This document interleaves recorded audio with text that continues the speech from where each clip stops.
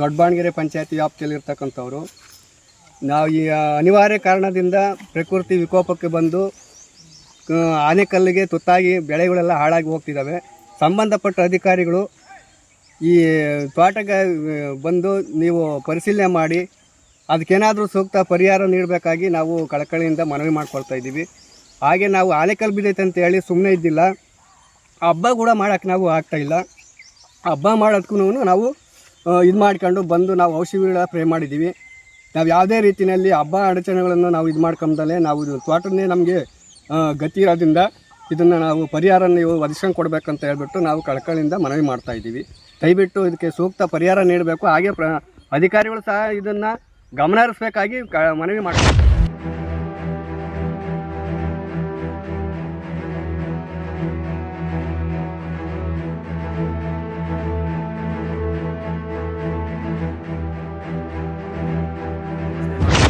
ನಾವು ದೊಡ್ಡಬಾಣಗೆರೆ ಪಂಚಾಯತಿ ಹುಲಿಗುಂಟೆ ಹೋಬಳಿಲಿ ದಿನಾಂಕ 18ನೇ ತಾರೀಕು ಸಾಯಂಕಾಲ ಒಂದು 3 ಗಂಟೆ 4 ಗಂಟೆ ಸುಮಾರಿನಲ್ಲಿ ಆಲಿಕಲ್ಲು ಮಳೆ ಆಗಿರೋ ಕಾರಣ ತುಂಬ ಬೆಳೆ ಏನಾಗಿತ್ತು ಅಂದರೆ ಫಸ್ಟಿಗೇನೇನೂ ಆಗಿರಲಿಲ್ಲ. ನೋಡಿ ಇದು ಕಾಯಿನ ಯಾವ ಥರ ಓಪನ್ ಆಗಿತ್ತು ಅಂತ.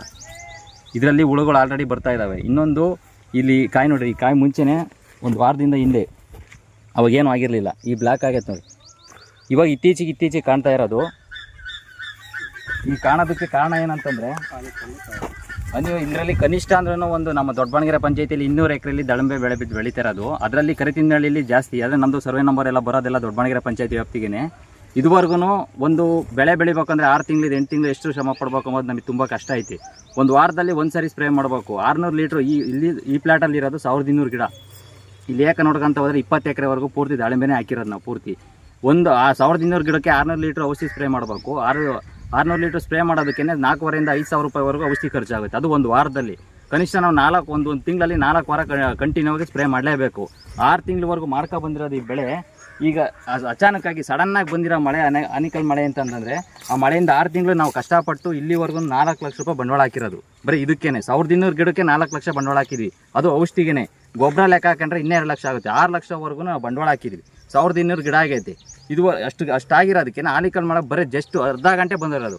10 ನಿಮಿಷದಿಂದ ಅರ್ಧ ಗಂಟೆ ಬಂದಿರೋದಕ್ಕೆ ನಾವು ಇಷ್ಟು ವರ್ಷ 6 ತಿಂಗಳು ನಾವು ಕಷ್ಟಪಟ್ಟಿದ್ದು ಪೂರ್ತಿನೇ ನಾಶ ಆಗೋ ಲೆಕ್ಕಾಚಾರಕ್ಕೆ ಹೋಗ್ಬಿಡೈತಿ. ನಾವೇನಾಗಿಲ್ಲ ಬಿಡು ಅಂತ ಹೇಳ್ಬಿಟ್ಟು ಆಲಿಕಲ್ ಆಗಿ ಬೆಳಗ್ಗೆನೇ ಔಷಧಿ ತಂದ್ಬಿಟ್ಟು 6,000 ರೂಪಾಯಿ ಕೊಟ್ಟು ಧರ್ಮಪುರಕ್ಕೆ ಹೋಗಿ ಔಷಧಿ ಹೊಡೆದಿದ್ದೀವಿ. ಔಷಧಿ ಹೊಡೆದ್ರೂ ಇದು ಇಷ್ಟೊಂದು ಈ ಬೆಳೆ ನೋಡ್ರಿ ಕಂಟ್ರೋಲ್ಗೆ ಬಂದಿಲ್ಲ. ಆಲ್ರೆಡಿ ಮಚ್ಚೆ ಬಂದೈತಿ ಬ್ಲಾಕ್. ಇದು ಯಾವ ಮಟ್ಟಕ್ಕೆ ನಿಲ್ಲುತ್ತೆ ಎಂಬುದೇ ಲೆಕ್ಕಕ್ಕೆ ನಮಗೆ ಇದು ಊಹೆನೆ ಮಾಡೋಕ್ಕಾಗ್ತಾ ಇಲ್ಲ. ಎಷ್ಟು ಬಂಡವಾಳ ಲಾಸ್ ಆಗುತ್ತೆ ಎಂಬುದು ಲೆಕ್ಕಾಚಾರಕ್ಕಿಲ್ಲ. 5ರಿಂದ 6 ಲಕ್ಷ ರೂಪಾಯಿ ಬರೀ 1200 ಗಿಡಕ್ಕೆ ಹೋಗುತ್ತೆ ಅಂದರೆ ಇಲ್ಲಿರೋಂಥ ರೈತರು ಎಲ್ಲರೂ ಬೆಳೆ ಹಾಕಿರೋದನ್ನೇ. ಹತ್ತಿ ಬೀಜ ಇದುವರೆಗೂ ಹತ್ತಿ ಬೀಜ ಹಾಕೊಂಡು ಹತ್ತಿದ್ರಲ್ಲಿ ಏನೋ ಬೆಳೆ ಬೆಳ್ಕೊಂಡು ನಾವೇನೋ ವ್ಯವಸಾಯ ಮಾಡ್ತಾ ಇದ್ವಿ.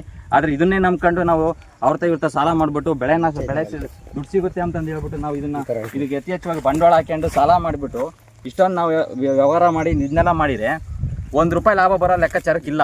ಈ ಕಾಯಿ ಯಾವ ಹಂತಕ್ಕೆ ಬರುತ್ತೆ ಅನ್ನೋದೇ ಗೊತ್ತಿಲ್ಲ. ನೋಡ್ರಿ, ಈಗ ಇದು ಬರೀ ಮೇಲೆ ಕಾಣಿಸ್ತಿರೋದು ಅಷ್ಟೇ. ಇಲ್ಲಿ ಮೇಲೆ ಕಾಣಿಸ್ತಾ ಇರೋದು ಇದು ಓಪನ್ ಆಗಿ ಒಳಗಡೆಯಿಂದ ಬ್ಯಾಕ್ಟೀರಿಯಾ ಮೇಲ್ಗಡೆ ಇರೋದು ಅಷ್ಟೇ. ಅದು ಮೇಲ್ಗಡೆ ಇರೋದು ಒಳಗಡೆ ಹೋಗ್ಬಿಟ್ಟು ಯಾವ ಲೆಕ್ಕಾಚಾರಕ್ಕೆ ನಿಲ್ಲುತ್ತೆ ಅನ್ನೋದು ಗೊತ್ತಿಲ್ಲ. ಕಾಯಿ ನೋಡಿದ್ರೆ ಈ ಥರ ಓಪನ್ ಆಗ್ತಾ ಐತಿ. ಇದು ವಾರದಿಂದ ಓಪನ್ ಆಗ್ತಿರೋದು. ಒಳಗಡೆ ಹುಳುಗಳು ಹೋಗ್ತಾ ಇದ್ದಾವೆ ಆಲ್ರೆಡಿ. ಮೇಲ್ಗಡೆ ಸಿಪ್ಪೆಯಿಂದ ಬಂದು ಹೋಗ್ತಾ ಐತಿ. ದಯಮಾಡಿ ಹೇಳ್ತೀನಿ, ಪಂಚಾಯತಿ ವ್ಯಾಪ್ತಿಯಲ್ಲಿರುವಂಥ ಅಧಿಕಾರಿಗಳಾಗಲಿ ಅಥವಾ ಈ ಶಿರಾ ತಾಲೂಕಲ್ಲಿ ಇರುವಂಥ ಅಧಿಕಾರಿಗಳಾಗಲಿ ಯಾರು ಇದುವರೆಗೂ ನಮಗೇನು ಮಾಹಿತಿ ಸಿಕ್ಕಿಲ್ಲ. ಆದರೆ ಹುಲಿಕುಂಟೆ ಹೋಬಳಿಯ ಜಬಿ ಸರ್ ಅವ್ರಿಗೆ ಮಾಹಿತಿ ತಲುಪಿಸಿದ ಪ್ರಕಾರ ಅವ್ರು ನಾವು ಅಲ್ಲೇ ತಲುಪಿಸಿದ್ದೀವಿ ಅಂತಂದು ಹೇಳಿದ್ರು. ಚಿದಾನಂದ ಗೌಡ್ರಿಗೆ ಫೋನ್ ಮಾಡಿದ್ರು. ಅವರು ಅಸೆಂಬ್ಲಿ ಸೆಕ್ಷನ್ ಬರ್ತೀನಿ ಅಂತಂದು ಹೇಳಿದ್ದಾರೆ. ಶುಕ್ರವಾರ ಶನಿವಾರ ಅವರು ವಿಸಿಟ್ ಮಾಡ್ತೀನಿ ಅಂತ ಹೇಳಿದ್ದಾರೆ. ನಮ್ಗೆ ಇಷ್ಟೊಂದು ಕಷ್ಟ ಆದ್ರೂ ರೈತರ ಕಷ್ಟ ಕೇಳರೇ ಇಲ್ಲ. ಇದು ಈ ಮಟ್ಟಕ್ಕೆ ನಿಂತೈತೆ ಅಂದರೆ ಎಲ್ಲೆಲ್ಲಿ ಮಳೆ ಆಗೈತೆ ಏನಾಯ್ತು ಅಂತಂದು ಪಂಚಾಯತಿ ವ್ಯಾಪ್ತಿಯಲ್ಲಿ ತಾಮಂತ ಅಧಿಕಾರಿಗಳು ಕೇಳೋ ಮಾಹಿತಿನೂ ಇಲ್ಲ. ದಯಮಾಡಿ ಹೇಳ್ತೀನಿ, ನಮ್ಮ ಸ್ವಲ್ಪ ರೈತರ ಕಷ್ಟನ ಅರ್ಥ ಮಾಡ್ಕೊಳ್ರಿ. ಇದನ್ನೆಲ್ಲ ತಿಳ್ಕೊಂಡು ಶಾಸಕರಾಗಲಿ ಯಾರಾಗಲಿ ಬಂದುಬಿಟ್ಟು ವಿಸಿಟ್ ಮಾಡಿ ನೋಡಿರಿ. ಅಸೆಂಬ್ಲಿಯಿಂದ ಆಗಲಿ ಇಲ್ಲಿಂದ ಆಗಲಿ ಇನ್ಸೂರೆನ್ಸ್ ಕಂಪ್ನಿ ಯಾರನ್ನಾಗಲಿ ದಯಮಾಡಿ ಪರಿಹಾರ ಏನಾದ್ರು ಕೊಡೋ ಲೆಕ್ಕಾಚಾರಕ್ಕೆ ಅಂತ ಬಂತು ಅಂದರೆ 16 ಮಾಡಿಕೊಡ್ರಿ. ಇಲ್ಲಾಂದರೆ ನಾವು ಯಾವ ಮಟ್ಟಕ್ಕೆ ಹೋಗ್ಬೇಕಂಬುದು ರೈತರು ಉಳಿಯೋದೇ ಕಷ್ಟ ಆಗುತ್ತೆ. ಬೇಕಾದ್ರೆ ಇನ್ನೂ ರೈತರ ಹತ್ರನೂ ಮಾತಾಡ್ತೇಳಿ. ನಾನು ತುಮಕೂರು ಜಿಲ್ಲೆ ಕರೇತಿಮನಹಳ್ಳಿ ಅಂತಕ್ಕಂಥ ಒಂದು ಗ್ರಾಮದಲ್ಲಿ ನಾವು ದಾಳಿಂಬೆ ಬೆಳೆಗಾರರು. ಮೂಲತಃ ಇದು ನಮ್ಮದು ಬೆಳೆ ಇಲ್ಲಿವರೆಗೂ ಚೆನ್ನಾಗೇ ಇತ್ತು. ಈ ವಾರದಿಂಚೆ ಅಂದರೆ ಯುಗಾದಿ ಹಬ್ಬದ ಹಿಂದಿನ ದಿನ 4 ಗಂಟೆ 5 ಗಂಟೆ ಸುಮಾರಲ್ಲಿ ಸುರಿದಂಥ ಆನಿಕಲ್ಲು ಮಳೆಗೆ ಏನು ಕಾಣ್ತಿದ್ದಿಲ್ಲ. ಎಲ್ಲ ನೀಟಲ್ಲೇ ಇತ್ತು. ಇದು ನಮ್ಮದೇ ಫ್ಲ್ಯಾಟು, ನೀಟಲ್ಲೇ ಇತ್ತು. ಈಗೀಗ ನಿನ್ನೆ ಇವತ್ತು ನೋಡಿದ್ರೆ ಅಲ್ಲಿ ಡಾರ್ಕ್ ಕಲರು ಮಚ್ಚೆ ಬರ್ತಾ ಇದೆ.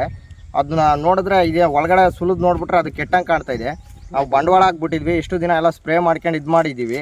ಇಲ್ಲಿ ಇದು ನಾವು ಏನು ಪ್ರಧಾನಮಂತ್ರಿ ಫಸಲ್ ಬಿಮಾ ಯೋಜನೆ ಅಂತ ಹೇಳ್ಬಿಟ್ಟು ಇನ್ಸೂರೆನ್ಸ್ ಕಂಪ್ನಿಗೆ ನಾವು ಇನ್ಸೂರೆನ್ಸ್ ಪೇ ಮಾಡಿದ್ವಿ.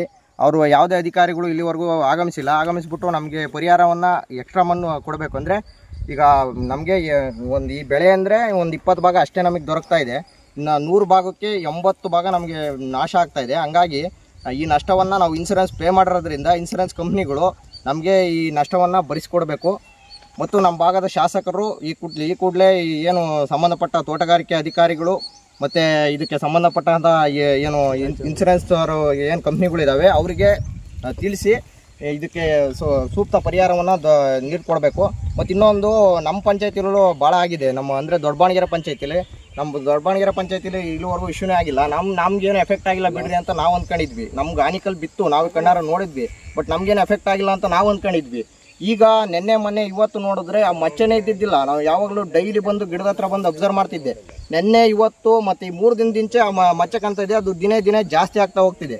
ಹಂಗಾಗಿ ಈ ಭಾಳ ನಷ್ಟ ಆಗಿದೆ. ದಯಮಾಡಿ ಈ ಭಾಗದ ಶಾಸಕರು ಮತ್ತು ಇನ್ಸೂರೆನ್ಸ್ ಕಂಪ್ನಿಯವರು ಮತ್ತು ತೋಟಗಾರಿಕೆ ಇಲಾಖೆಯವರು ಈ ರೈತರನ್ನ ನೋಡ್ಕೊಂಡು ಗಮನ ಹರಿಸಿ ಒಂದು ಸ್ವಲ್ಪ ಪರಿಹಾರ ಮಾಡಿಕೊಡ್ಬೇಕಂತೇಳಿ ಕೋರ್ಕೊಳ್ತಾ ಇದ್ದೀನಿ. ನಾ ಏನೇನೋ ಮಾಡಿದೆ, ಬೆಳಗ್ಗೆ ರಾತ್ರಿ ಎಲ್ಲ ವಾಕ್ ಮಾಡಿದೆ, ಬೆಳಗ್ಗೆ ರಾತ್ರಿ ಎಲ್ಲ ಮೆಡಿಸನ್ ತೊಗೊಂಡೆ, ಆದರೂ ನನ್ನ ದೇಹದಲ್ಲಿರೋ ಸಕ್ಕರೆ ಹತೋಟಿಗೆ ಬರ್ತಿಲ್ಲ ಅಂದರೆ ಯಾಕ್ರಿ ಯೋಚನೆ ಮಾಡ್ತೀರಾ? ಚೀನಿ ಶುಗರ್ ಆಮ್ಲನ 3 ತಿಂಗಳು ನಿರಂತರವಾಗಿ ತಗೊಳ್ಳಿ, ನಿಮ್ಮ ದೇಹದಲ್ಲಿರೋ ಸಕ್ಕರೆ ಖಂಡಿತವಾಗ್ಲೂ ಹತೋಟಿಗೆ ಬರುತ್ತೆ. ಆಮೇಲೆ ನಾನೇ ಬಂದು ನಿಮ್ಮನ್ನು ಭೇಟಿ ಮಾಡ್ತೀನಿ.